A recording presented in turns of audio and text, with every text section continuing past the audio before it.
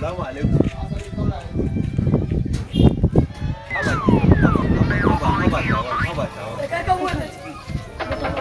Haba, kin san yadda nake son ki ba?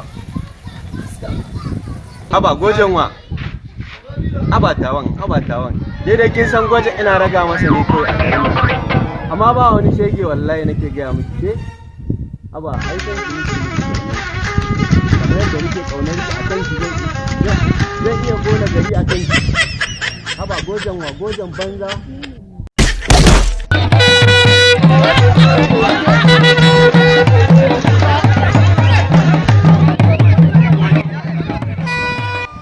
Goje ai mutumin arziki ne. Goje mun yi zama mutunci tun a tafa. Ke da Allah ina miki wasa ne. Goje ai ya wuce yaro ai.